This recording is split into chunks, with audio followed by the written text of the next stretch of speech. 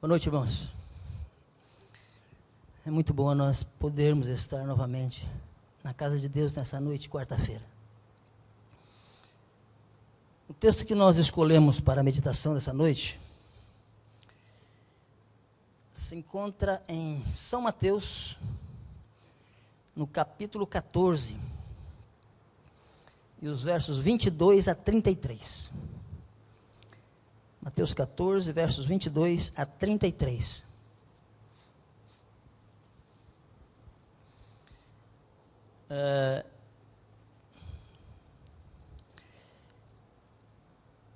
Na minha Bíblia, a versão da minha Bíblia diz o seguinte: logo a seguir, compeliu Jesus os discípulos a embarcar e passar adiante dele para o outro lado, enquanto ele despedia as multidões. E despedidas as multidões, subiu ao monte, a fim de orar sozinho. Em caindo a tarde, lá estava ele só. Entretanto, o barco já estava longe, e a muitos estádios da terra, açoitado pelas ondas, porque o vento era contrário. Na quarta vigília da noite, foi Jesus ter com eles andando por sobre o mar. E os discípulos, ao verem-no andando sobre as águas, ficaram aterrados e exclamaram: é um fantasma. E tomados de medo, gritaram. Mas Jesus imediatamente lhes disse: tende bom ânimo, sou eu, não temais. Respondendo-lhe Pedro disse: se és tu, Senhor, manda-me ir ter contigo por sobre as águas. E ele disse: vem. E Pedro, descendo do barco, andou por sobre as águas e foi ter com Jesus. Reparando, porém, na força do vento, teve medo, e começando a submergir, gritou: salva-me, Senhor. E prontamente Jesus, estendendo a mão, tomou e lhe disse: homem de pequena fé, por que duvidaste? Subindo ambos para o barco, cessou o vento.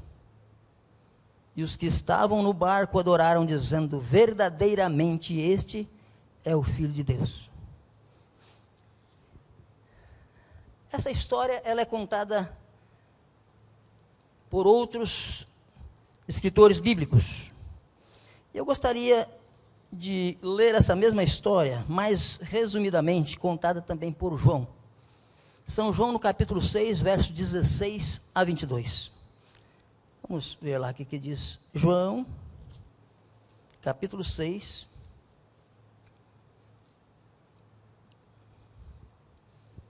versos 16 a 22.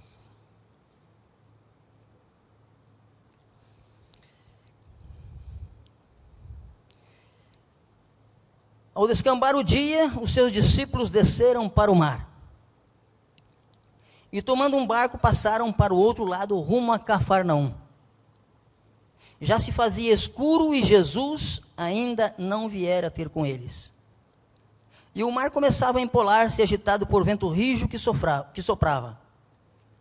Tendo navegado uns 25 a 30 estádios, eis que viram Jesus andando por sobre o mar, aproximando-se do barco, e ficaram possuídos de temor. Mas Jesus lhe disse: sou eu, não temais. Então eles de bom grado receberam, e logo o barco chegou ao seu destino. No dia seguinte, a multidão que ficara do outro lado do mar, notou que ali não havia senão um pequeno barco, e que Jesus não embarcara nele com os seus discípulos, tendo estes partido sós.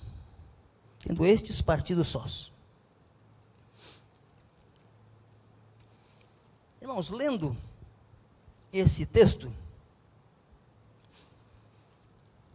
o que me chamou a atenção foi a última parte do versículo 17, de São João, capítulo 6.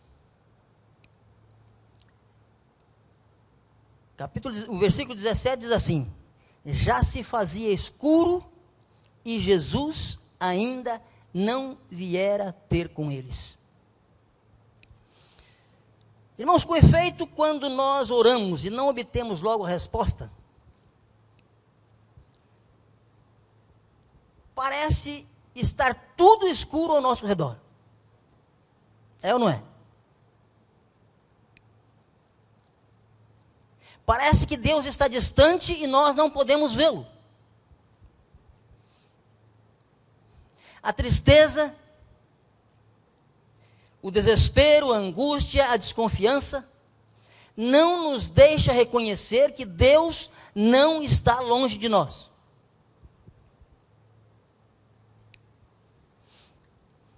Existem duas teologias que dificilmente elas conciliam-se na vida das pessoas.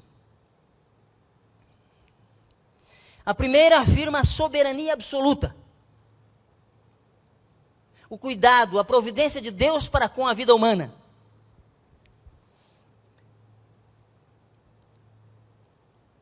Ficando assim com a impressão e a sensação de que Deus, na realidade, jamais tarda, jamais falta na nossa vida. E não são poucos, meus irmãos, os textos da palavra de Deus que nos trazem essa convicção e que nos mostra essa certeza. Mas, por outro lado, nós somos às vezes confrontados com uma segunda perspectiva teológica, aparentemente divergente dessa primeira. É aquela que diz que o cuidado de Deus para conosco não nos isenta da dor, não nos isenta do sofrimento, dos problemas e das lutas desta vida. E como na nossa mente nós só conseguimos associar a proteção de Deus com a isenção da dor e do sofrimento, parece então difícil nós conciliarmos esses dois termos. E então, às vezes, nós começamos a fazer certas indagações na nossa mente. E aí nós, às vezes, começamos a dizer: como é que Deus pode me proteger? E protegido por Ele, eu posso ser solapado na vida. Como é que Deus pode me proteger e, protegido por Ele, eu posso ser chicoteado na vida? Como é que Deus pode me proteger e, protegido por Ele, eu posso ser objeto de uma enfermidade, de uma luta e de uma dor?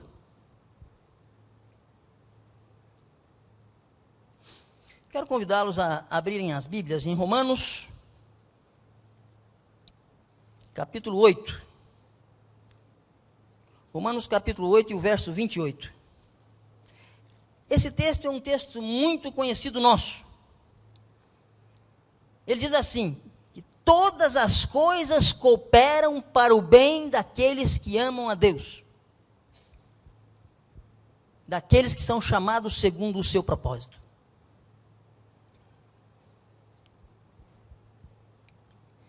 Irmãos, esse texto, ele parece fundir essas duas noções.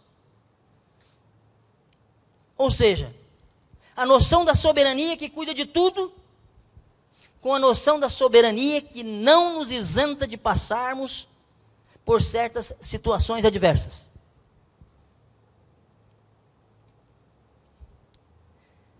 Deus, Ele é soberano. E Deus é tão soberano que todas as coisas, mesmo aquelas que se nos apresenta difícil, acabam concorrendo em última instância para o bem daqueles que amam a Deus.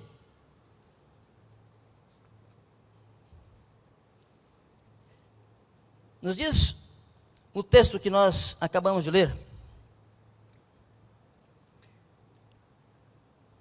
que o sol havia se posto, a noite havia chegado, os discípulos haviam entrado num barco instados pelo próprio Jesus e se dirigiram para o outro lado do mar da Galileia, que é um lago de aproximadamente de 21 quilômetros de comprimento por 12 quilômetros de largura. Eles fariam aquela travessia porque Jesus prometeu ir ao encontro deles. Só que eles deveriam ir na frente e posteriormente o Senhor os encontraria. E eles então seguiram num barco para o outro lado, junto a Cafarnaum. E diz o texto que já estava escuro e Jesus ainda não viera ter com eles. Mas os discípulos, meus irmãos, tinham uma promessa de Jesus. E até aquele dia, não havia por que duvidar das coisas que Jesus dissesse. Mas de repente parece que começa a haver um atraso no relógio divino. A noite começa a se cobrir de um negrume absoluto. O vento começa a soprar cada vez mais forte. As ondas começam a aumentar e espumejar. O horizonte vai ficando cada vez mais turvo. O rumo começa a ficar difuso, quase a ponto de eles perderem a noção exata do caminho.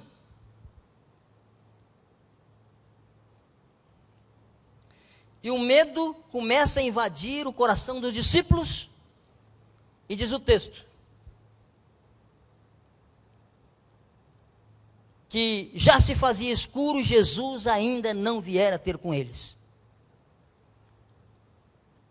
O medo surge na mente dos discípulos como resultado da razão fria que pesa os prós e os contras.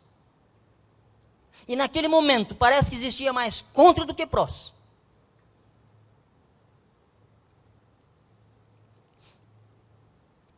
Interessante, meus irmãos, é que os discípulos esperavam que Jesus fosse. E eles tinham boas razões para crer assim. Para os discípulos, Jesus era mais do que um rabino superdotado. E até aquelas alturas dos acontecimentos, eles já estavam conscientes de que aquele com quem eles andavam era de fato o Messias. E que Deus estava ali junto com eles, de carne e osso.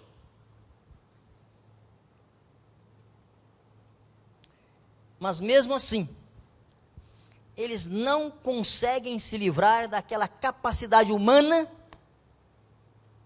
de atribuir humanidade falível a Deus. E eles então, quem sabe, começam a fazer algumas suposições. E eu imagino que alguns deles começaram até a dizer assim: parece que ele perdeu a hora.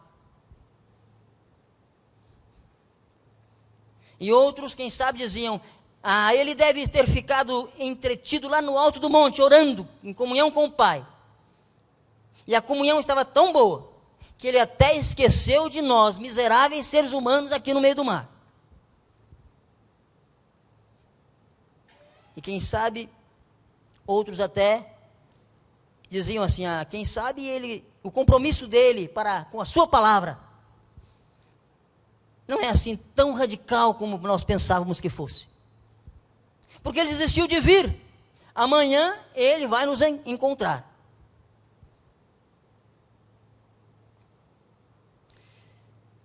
Queridos, eu gostaria de fazer aqui um parêntese. Fazer uma pergunta. Será que quando nós estamos envolvidos em muitos problemas da vida,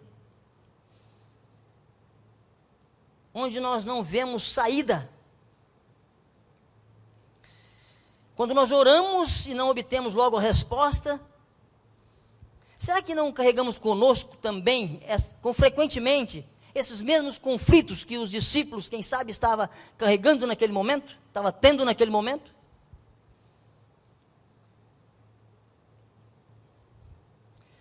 A nossa vida às vezes fica com tantos problemas, e quem sabe nós nos cobrimos numa escuridão tão grande, que nós não conseguimos divisarmos o futuro.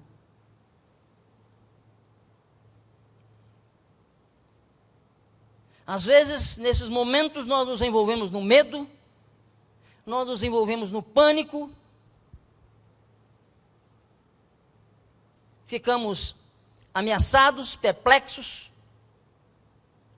e quando o perigo vai se tornando cada vez mais próximo, surge então a melhor chance para nós mostrarmos se a nossa teologia está só na nossa cabeça ou se ela já chegou ao nosso coração.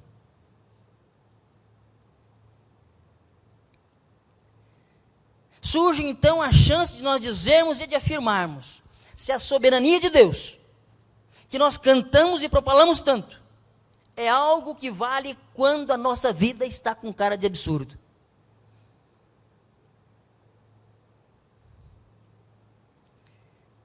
Irmão, será que quando a nossa vida está com cara de absurdo, ainda assim, nós conseguimos afirmar a soberania de Deus, que é um atributo capaz de dar sentido à nossa vida, que do ponto de vista imediato só tem cara de tragédia?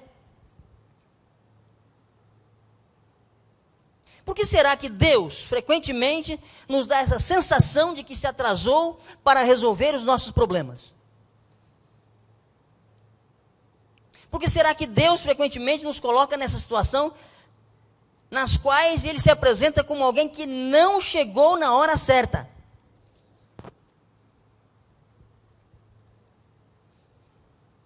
Por que será que às vezes nós somos encurralados nessa situação na qual afloram-se essas questões?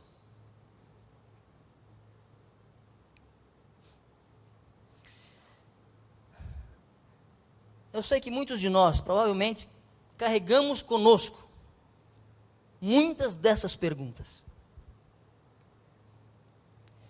E alguns até chegam a dizer assim: eu oro há tanto tempo pelo meu marido, mas nunca acontece nada. Eu oro há tanto tempo para minha esposa, mas nunca acontece nada. Eu oro para os meus filhos, mas nunca acontece nada.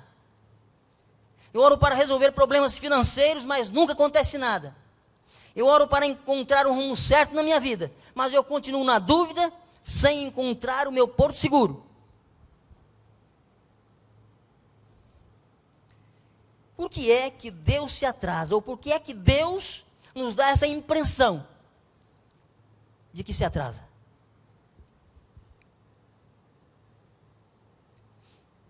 Sabe, a primeira razão que Deus às vezes nos dá essa impressão de que se atrasou para resolver os nossos problemas é porque Ele quer nos ensinar a liberdade dEle. Deus, quando nos dá essa impressão, Ele está querendo ensinar a mim e a você a liberdade de vir quando quiser, a liberdade de vir quando quiser e como quiser para resolver os nossos problemas. A liberdade de não se deixar condicionar pelo calendário das nossas expectativas. A liberdade de aparecer na nossa vida do jeito que desejar. A liberdade para usar os instrumentos que nós achávamos que Ele nunca usaria. Ou liberdade para deixar de usar esses instrumentos que nós achávamos que Ele somente usaria aquele instrumento para resolver os nossos problemas.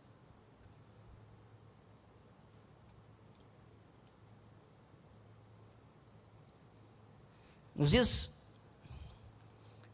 a palavra de Deus no texto que nós lemos, que no dia seguinte,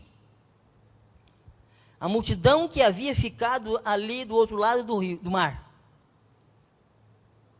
notou que ali havia ficado um pequeno barco, que os discípulos haviam deixado para Jesus entrar e remar para ir alcançar eles lá no meio do mar.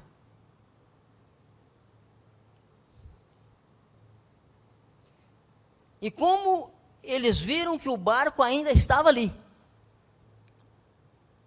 eles então deduziram que se o barco estava ali, Jesus não tinha ido encontrar com os discípulos, e os discípulos estavam lá no meio do mar, esperando por Jesus.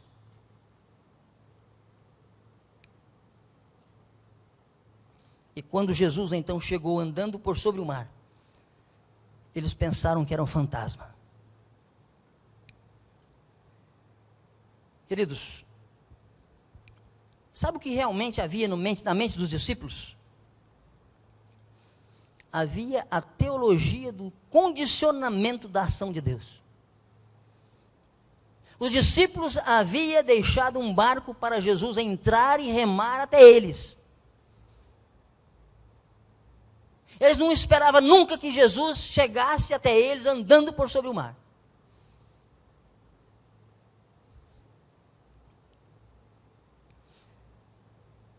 Sabe, às vezes nós corremos o risco de ficarmos assim tão bons em teologia, que nós dizemos para Deus como Ele tem que chegar na nossa vida, que hora Ele tem que chegar, que sinais Ele tem que fazer, quantas batidas Ele tem que dar, para que nós possamos o identificá-lo.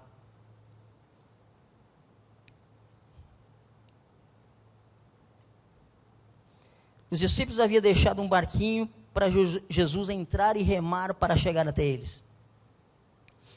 Era esse o instrumento para Jesus usar. Era esse o veículo. E os discípulos olhavam no horizonte e não avistavam nada. Nenhum barco à vista. E quando Jesus então chega do jeito que ele quis chegar, eles entraram em pânico. Porque o Deus que eles esperavam só viria de barco, como eles haviam determinado nas suas mentes que ele viesse.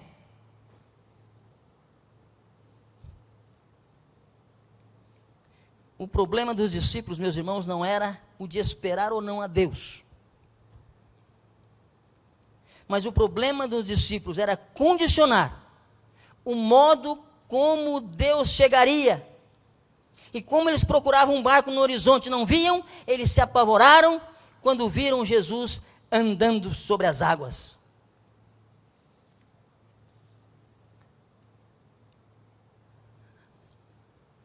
Sabe, às vezes, Deus nos dá essa sensação de atraso para resolver os nossos problemas. Às vezes Ele nos dá essa sensação de atraso com os nossos horários. Às vezes Ele nos dá essa sensação de atraso com o nosso calendário, com os nossos prazos, para nos ensinar a sua liberdade, com relação ao nosso tempo e os nossos métodos. Frequentemente nós, às vezes, oramos dizendo para Deus exatamente como Ele tem que fazer para resolver o nosso problema, como se Ele não soubesse agir. A gente chega às vezes até quase a ensinar a Deus como ser Deus na nossa vida.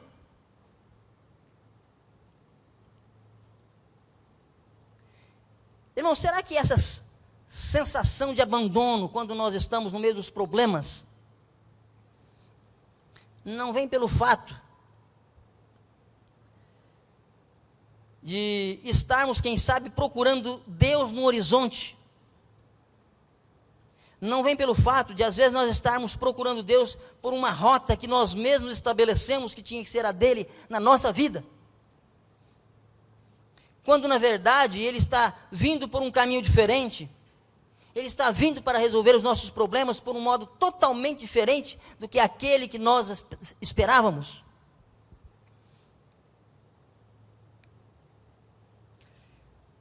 Sabe, Deus às vezes nos coloca nessa situação de aparente atraso, para nos ensinar que o tempo está nas mãos dEle, e que toda a nossa sensação de atraso pode ser superada quando Ele chega. Os discípulos entraram em pânico e Jesus chega dizendo: sou eu mesmo, Deus conosco, o Emanuel. Mas os discípulos não acreditaram, ficaram com medo. E Pedro duvidou, dizendo: se és tu, Senhor, manda-me ir ter contigo andando por sobre as águas. E Jesus então disse para Pedro: vem, Pedro, pode vir. E Pedro foi. Irmãos, eu fico até assim imaginando como é que Pedro desceu do barco para ir até Jesus. Eu imagino que Pedro segurou na beirada do barco e pôs o primeiro pé em cima das águas, sentiu firmeza. Eu imagino que ele deu o primeiro passo, mas continuou segurando no barco. E eu imagino que ele chegou a dar o segundo ou terceiro passo, soltando as mãos do barco. Mas quando ele já estava um pouco distante, ele sentiu o vento soprar forte. E diz a Bíblia que ele teve medo. E quando ele teve medo, então ele começou a afundar. E quando ele começou a afundar, ele gritou a Jesus dizendo: salva-me, Senhor. E diz o texto que Jesus ergueu a Pedro e ambos entraram no barco. E os discípulos o adoraram dizendo: verdadeiramente esse é o Filho de Deus.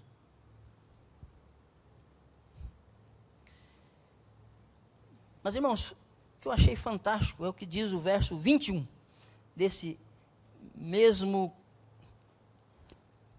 texto de São João, capítulo 6, e o verso 21. Diz o seguinte: e então eles de bom grado o receberam, e logo o barco chegou ao seu destino. E logo o barco chegou ao seu destino. Logo, a aparente perda de tempo foi suprimida. A aparente perda de tempo foi superada.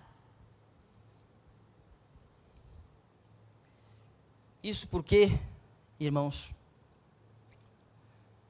Deus pode imprimir, quando Deus chega na nossa vida, Ele pode imprimir uma velocidade na nossa vida. Uma velocidade maior na nossa vida.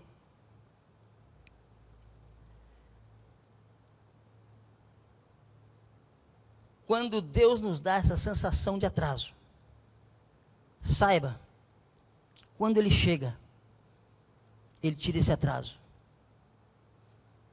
Ele desconta esse atraso.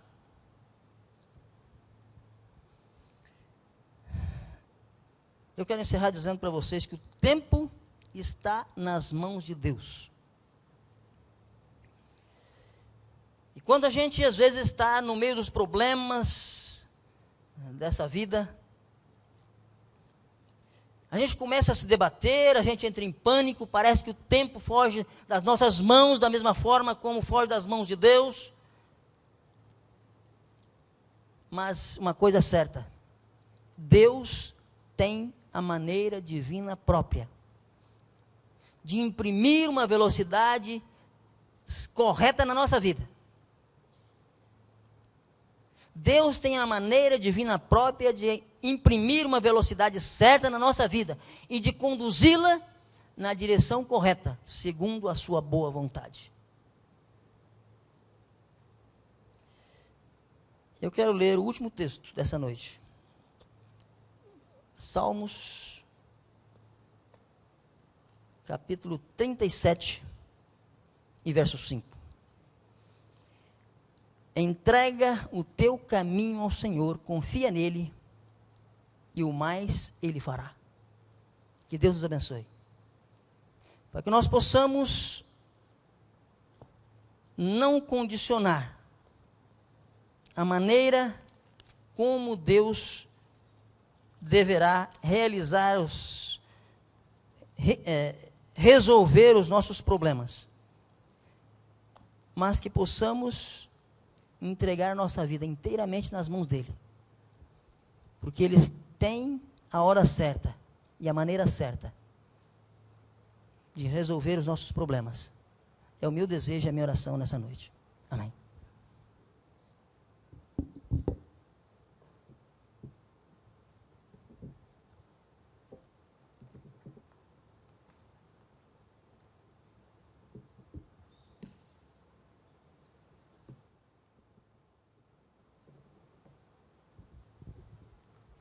Vamos encerrar o nosso culto cantando as estrofes do hino 359, dia a dia, em todos os momentos. Vamos levantar e cantar e louvar a Deus com esse hino.